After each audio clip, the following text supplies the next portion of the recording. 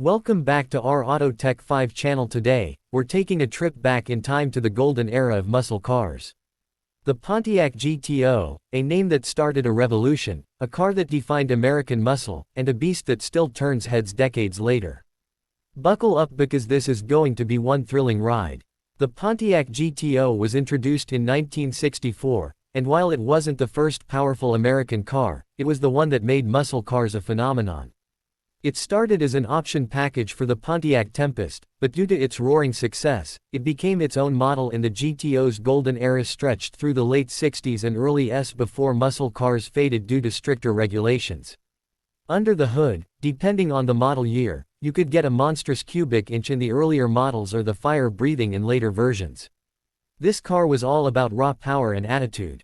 With power ranging from to horsepower, mph times in the to 6-second range, and that unmistakable V8 rumble, the GTO was a force to be reckoned with. This car isn't just about speed, it's about presence. The GTO's design evolved through the years, but one thing remained the same: it was a head-turner. The split grille up front, with its quad headlights and aggressive stance, gave it an intimidating road presence. Some models featured the famous Endura front bumper, a flexible material that eliminated the need for a chrome bumper, way ahead of its time. The functional hood scoops weren't just for show, they helped feed cool air into that hungary, giving the GTO even more muscle. The body lines were sleek yet muscular, with a long hood and short rear deck, classic muscle car proportions. And let's not forget those wide rear tires, necessary to keep all that power in check. Step inside, and you're greeted with a cabin that screams vintage American muscle.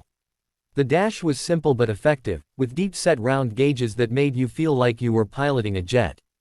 The RPM tach, speedometer, and classic AM radio, everything had that 1960s charm.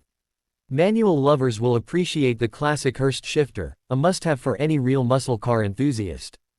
And if you had an automatic, it came with the famous his and hers dual-gate shifter for quick manual control. The bucket seats were comfortable, offering decent support, but let's be honest, this was a car made for straight-line speed, not corner carving. Still, for a car of this era, the interior was quite premium. You might think that muscle cars are all about brute force, but the GTO was surprisingly comfortable for its time.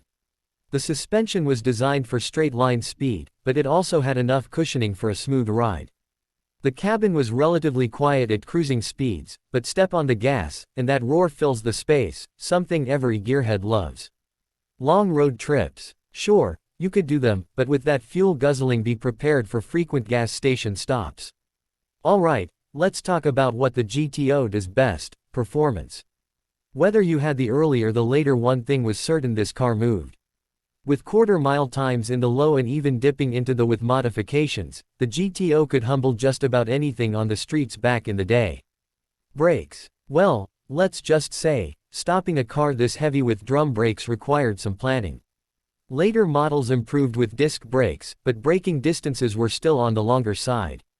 Handling wasn't its strong suit. The GTO was built for straight-line domination, so don't expect modern sports car agility. But hey, back then, it was all about the quarter mile. So, what made the Pontiac GTO so legendary? It was the car that started the muscle car craze. It had power, style, and that unmistakable American attitude. Even today, classic GTOs are some of the most sought-after muscle cars, fetching high prices at auctions. Driving a GTO is more than just a ride, it's an experience. The raw power, the rumble of that, the feeling of commanding a machine built for speed, it's something that modern cars just can't replicate. If you ever get a chance to drive one, do it. And if you own one, you've got a piece of automotive history. That's it for today's review on Proton Saga.